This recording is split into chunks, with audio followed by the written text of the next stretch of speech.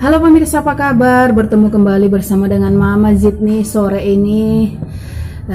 Giliran menjaga ya, karena tadi pagi sampai siang sudah bergantian shiftnya dengan Bapak Zidni. Oke, kejadian siang menjelang sore tadi, orang-orang pada belanja, tetapi nilai uangnya 50-100 ribu, belanjanya sedikit. Ternyata niat hati untuk namanya menukar karena ada pesta ya di tetangga desa RT sebelah ya. Mama Zidni juga baru pulang dari Buoh lah istilahnya kalau kita di daerah Jawa pemirsa. Oke, tetapi Mama Zidni tidak membahas tentang hal tersebut. Mama Zidni mau menyoroti tentang fenomena yang namanya wara. Apakah teman pemirsa pernah mendengarnya? Apakah teman pemirsa mungkin bertetangga? Apakah teman pemirsa mungkin sering berkunjung ataupun berbelanja ke sana? Apakah wara tersebut? Wara itu adalah singkatan dari warung Madura. Oke, warung Madura, warung sembako ya. Kalau dikatakan bagi orang Madura itu ibaratnya walaupun tempatnya kecil, sempit, tetapi bisa dimanfaatkan lah ya. Pintar namanya melihat peluang. Tetapi mohon maaf sebelumnya, ini bukan kita diskreditkan namanya suku Madura ya. Saya sangat salut dan respect terhadap salah satu suku yang ada di daerah Jawa Timur ini pemirsa. Jadi ada beberapa fakta yang Mama Zidni lihat di media cetak ataupun namanya media elektronik mengenai fenomena wara, apalagi namanya di seluruh Indonesia ada, tetapi yang paling terkenal itu di kota-kota besar seperti di Jakarta, di Yogyakarta ya. Apa sih yang membedakan wara ini dengan namanya warung-warung sembako lainnya pemirsa? Pertama sekali, warung sembako Madura ataupun wara ini ciri khasnya itu satu, mengadakan namanya ataupun ciri khasnya ini adalah adanya pom bensin mini ya. Walaupun di desa Mama Zidni ada juga, tetapi keseluruhan warung wara ini ya tersedia pom bensin mini. Itu yang pertama, yang berbentuk ibaratnya kita bisa beli eceran seliter, 2 liter dan sebagainya. Yang kedua faktanya yaitu wara ini bukanya 24 jam pemirsa ya. Jadi ibaratnya saingan lah ya mungkin dengan namanya supermarket modern seperti A dan I ya, tidak perlu Mama Zidni sebutkan.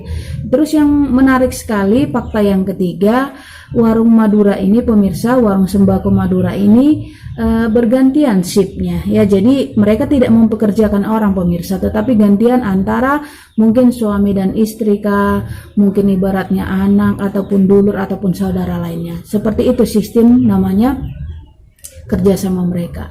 Terus fakta yang berikutnya pemirsa, mereka mempunyai namanya paguyuban ya, semacam perkumpulan ya. Jadi ketika ada ibaratnya ada yang sukses, adapun yang ibaratnya yang kesusahan, mereka langsung cepat namanya. Kita ketahui kekerabatan suku Madura ini sangat namanya kental sekali pemirsa. Jadi ketika ada temannya yang sukses satu, walaupun dengan usaha yang sama, mereka tetap namanya bahu membahu, saling tolong menolong. Seperti itu konsepnya membuka warung ini tadi. Terus yang berikutnya, mereka ini rata-rata baik wanita ataupun perempuan itu ciri khasnya memakai sarung ya. Mungkin dari pondok kah atau bagaimana kurang mengerti. Walaupun ibarat tinggal di kota besar ya, kalau kita lihat di sekeliling mungkin masih ada yang memakai sarung seperti itu pemirsa. Terus yang berikutnya, warung Madura ini kebanyakan itu ibaratnya ada salah satu suku yang memang bukan suku ya, daerah yang wara ini adalah Sumeneb ya, Kabupaten Sumeneb. Jadi ketika mungkin asal mulanya kenapa wara ini cendawan di musim hujan ya, jamur di musim penghujan ini, mungkin ada satu orang yang merantau ke ibu kota dari daerah Sumeneb, sukses, jadi terpanggillah teman-teman dari daerah tersebut sehingga hijrah namanya untuk beramai-ramai membuka namanya sembako ini. Itu dia.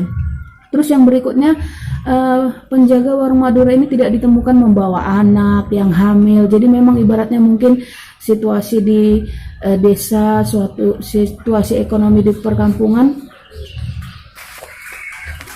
keadaan ekonomi yang mengharuskan mereka ibaratnya di perantauan itu struggle ya, di perantauan itu berjuang. Jadi ibaratnya terkadang kalau kita melihat di perantauan itu ibaratnya hidupnya ibaratnya sederhana, prihatan, tetapi di kampung halaman itu ibaratnya kaya ataupun sugih seperti itu.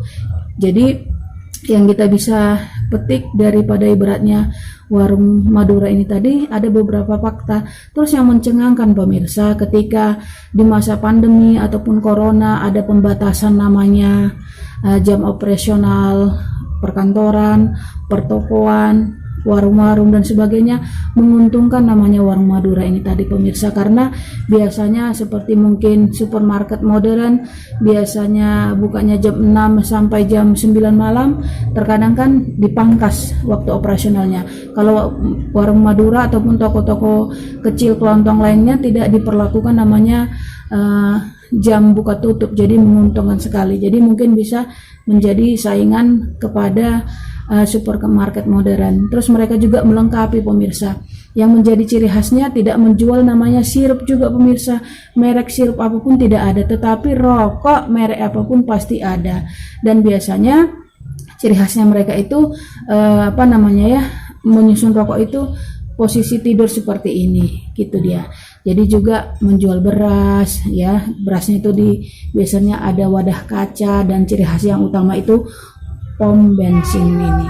Jadi dari beberapa fakta tentang wara ini tadi, kalau Muhammad Jidni bisa ambil, saya ambil ibaratnya positifnya suku Madura ini pekerja keras ya, jujur, kekerabatan yang tinggi, ibaratnya tidak iri satu dengan lainnya, tetapi bagaimana caranya ketika ada satu saudara ataupun teman yang kesusahan, apalagi satu suku seperti itu, beramai-ramai bahu-membahu, itu yang utama. Jadi sistem kekerabatan itu ibaratnya yang satu tadi itu lagi susah, dibantu, dirangkul, malah ibaratnya menjamur menjadi ibaratnya gurita yang sangat besar seperti itu.